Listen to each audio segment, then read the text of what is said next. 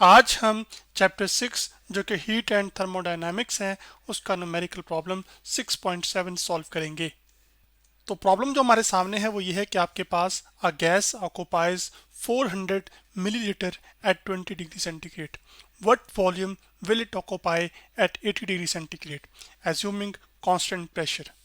यानी कि एक गैस है जैसे कि इस कंटेनर में मौजूद है, उसको आप हीट करते हैं तो गैस का जो वॉल्यूम है यानी कि उसमें जो जगह घेरी हुई है वो 400 मिलीलीटर है, जब टेम्परेचर उसका कितना है 20 डिग्री सेंटीग्रेड। अब आप और हीट देते हैं तो और हीट देने से क्या हुआ कि ये जो हमारे पास गैस का वॉल्यूम है यहाँ पर जिसमें वो पहले मौजूद थी, अब वो वॉल्यूम बढ़ जाता है यानी कि वॉल्यूम इंक्रीज करता है। तो वो असल में क्यों इंक्रीज कर रहा है, क्योंकि आप हीट दे रहे हैं यानी कि टेम्परेचर को बढ़ा रहे हैं। लेकिन ये उस सूरत हाल में है जब प्रेशर क्या रह रहा है कांस्टेंट। तो आपने ये बताना है कि कितना वॉल्यूम आपके पास ये गैस हमारे पास ऑक्यूपाई करेगी यानी कि हासिल करेगी या इसमें यह जगह घेरी होगी जब उसका जो टेम्परेचर है वो 20 डिग्री सेंटीग्रेड से बढ़ाकर 80 डिग्री सेंटीग्रेड कर दिया जाए। तो हमारे प्रॉब्लम में हमें सबसे पहले गैस का जो इनिशियल वॉल्यूम है वो दिया गया है। तो जो इनिशियल वॉल्यूम है उसको हम लिख रहे हैं यहाँ पर कि वो जो इनिशियल वॉल्यूम है वो इक्वल आ जाएगा हमारे पास यहाँ पर V1 के, जो कि मैं यहाँ पे लिख रहा हूँ। तो वो V1 इनिशियल वॉल्यूम है और वो हमारे पास बराबर है 400 मिली लीटर के। तो मैंने 400 लिख लिया यहाँ पर और उसके बाद साथ लिख लिया मिलीलीटर। यहाँ पर जो मिलीलीटर है ये असल में वॉल्यूम को बता रहा है, क्योंकि वॉल्यूम के यूनिट आपके पास लीटर्स भी हो सकते हैं, मिलीलीटर भी हो सकता है, मीटर क्यूब भी हो सकता है। जबकि जो इनिशियल टेम्परेचर है गैस का वो हमारे पास कितना दिया गया है, वो उसको हम T1 कह रहे हैं और वो T1 की वैल्यू हमारे पास 20 डिग्री सेंटीग्रेड है। तो मैं यहाँ पे लिखूंगा इनिशियल टेम्परेचर जो कि है वो T1 लिख रहा हूँ यहाँ पर और वो इक्वल है हमारे पास 20 डिग्री सेंटीग्रेड के। तो मैं यहाँ पे 20 लिखूंगा और साथ ऊपर जीरो सॉरी डिग्री सेंटीग्रेड। अब हमने ये बताना है कि 80 डिग्री सेंटीग्रेड जब टेम्परेचर हो जाए यानी कि जो फाइनल टेम्परेचर है उस गैस का, जिसको मैं यहाँ पे लिख रहा हूँ वो फाइनल टेम्परेचर हम रिप्रेजेंट करेंगे सिंबल T2 के साथ।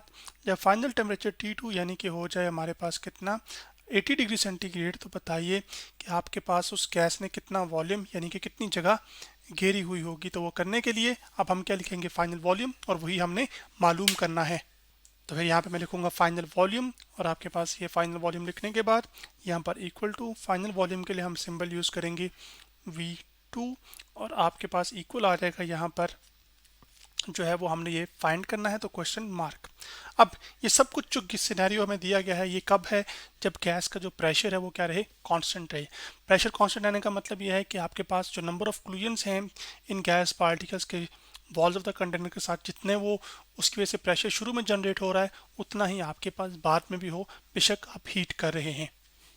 तो टेम्परेचर के इंक्रीज होने से आप यहाँ पर देख सकते हैं कि वॉल्यूम इंक्रीज हो रहा है। तो ये असल में हमारे पास है चार्ल्स लॉ, जो कि होल्ड करता है आपके पास कांस्टेंट प्रेशर पर। तो हमने चार्ल्स लॉ का ही इस्तेमाल करके असल में ये जो फाइनल वॉल्यूम है वो कैलकुलेट करना है। तो चार्ल्स लॉ का हम इस्तेमाल करेंगे और चार्ल्स लॉ क्या कहता है कि आपके पास वॉल्यूम टू टेम्परेचर रेशो किसी भी पर्टिकुलर पॉइंट पर एक गैस में क्या रहती है, हमेशा वो कांस्टेंट रहती है। तो मैं लिख सकता हूँ यहाँ पर वॉल्यूम हम पूरा लिख लेते हैं, तो वॉल्यूम डिवाइडेड बाय आपके पास जो टेम्परेचर है उसकी रेशो हमेशा क्या रहती है, कांस्टेंट। तो मैं लिख लेता हूँ volume divided by temperature equal to constant.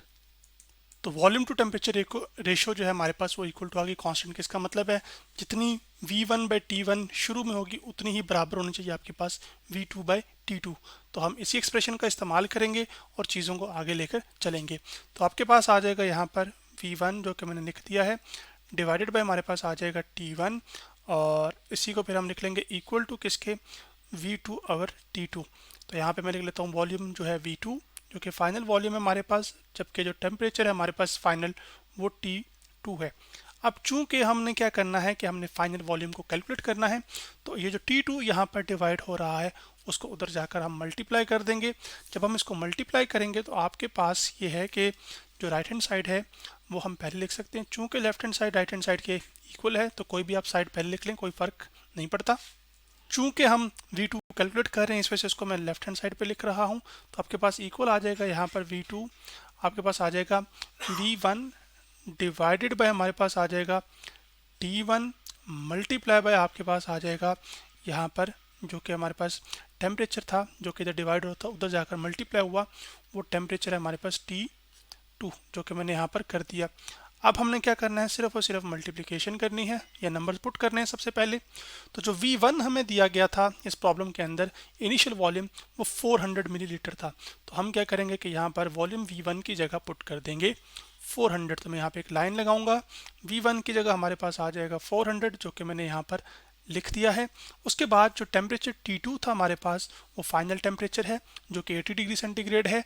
तो मैं यहाँ पर क्या करूँगा कि 400 को मल्टीप्लाई कर दूंगा 80 के साथ, जो कि मैंने कर दिया, डिवाइडेड बाय हमारे पास इनिशियल टेम्परेचर जो कि T1 था, और वो कितना है, वो 20 डिग्री सेंटीग्रेड। अब यहाँ पर हमने क्या कर दिया कि हमने वैल्यूज़ को तो पुट कर दिया, टेम्परेचर की T2 जो है वो 80 और T1 20, लेकिन ये जो टेम्परेचर हमारे प्रॉब्लम में हमें दिया गया था ये असल में डिग्री सेंटीग्रेड में दिया गया था, जबकि जो टेम्परेचर का स्टैंडर्ड यूनिट है हमारे पास वो क्या है, वो केल्विन है। तो डिग्री सेंटीग्रेड से जब हमने केल्विन में कन्वर्जन करनी होती है तो उसमें 273 ऐड करते हैं।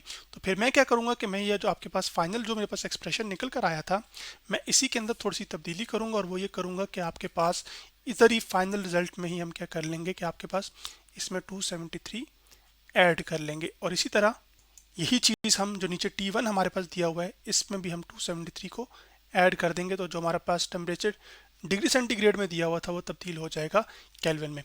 तो अब हमारे पास ये सिंप्लीफिकेशन हो गई है। अब हमने सिर्फ क्या करना है, नंबर्स को मल्टीप्लिकेशन करनी है और उसके बाद सॉल्व हो जाएगा। तो जो V2 है हमारे पास यहाँ पर वो आ जाएगा, यहाँ पर मैं लिख लेता हूँ V2 जो कि फाइनल वॉल्यूम है हमारे पास, इक्वल टू आ जाएगा 273 में जब आप 20 ऐड करेंगे तो वो आ जाएगा 293, जो कि मैं यहाँ पे लिख भी देता हूँ। उसके बाद आपके पास 80 में जब आप 273 ऐड करेंगे तो सबसे पहले आप 400 लिख लीजिए, जो कि मैंने यहाँ पे लिख दिया।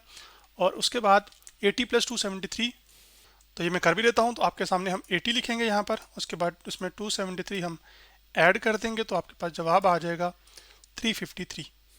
तो मैं यहाँ पर लिख लूँगा 353। अब ये 353 हमारे पास मल्टीप्लाई होगा 400 के साथ, तो मैं वो कैलकुलेटर पर कर भी देता हूँ। 353 मल्टीप्लाई हम करेंगे 400 के साथ तो आपके पास जवाब आ जाएगा यहाँ पर 1,41,200। तो यहाँ पर मैं लिख लूँगा 1 लाख यानी कि 1,41,200, और उसके बाद आपके पास नीचे आ जाएगा यहाँ पर 293, और इसी नंबर को हम 293 से क्या करेंगे, डिवाइड करेंगे। तो हमारे पास जो फाइनल वॉल्यूम है वो कैलकुलेट होकर आ जाएगा। तो जो V2 है वो आ जाएगा आपके पास, V2 इज इक्वल टू आ जाएगा यहाँ पर इसी जो कि नंबर हमारे पास आया था 1,41,200, इसको हम डिवाइड करेंगे आपके पास 293 के साथ। तो आंसर हमारे पास आ रहा है 481.9। तो मैं लिख लूँगा 481.9, और इसको अगर आप राउंड ऑफ करके लिखेंगे तो वो 482 भी लिखा जा सकता है। तो 481.9 हमारे पास मिलीलीटर। मिलीलीटर इस वजह से लिख रहा हूँ क्योंकि आपके पास ये हमारा फाइनल एक्सप्रेशन बना था। तो टेम्परेचर का यूनिट क्योंकि केल्विन था, तो ये केल्विन का यूनिट इस टेम्परेचर का जो यूनिट केल्विन है उससे कैंसिल आउट हो जाएगा। तो वॉल्यूम जो V1 हमें शुरू में किस यूनिट में दिया गया था, वो मिलीलीटर में ही दिया गया था।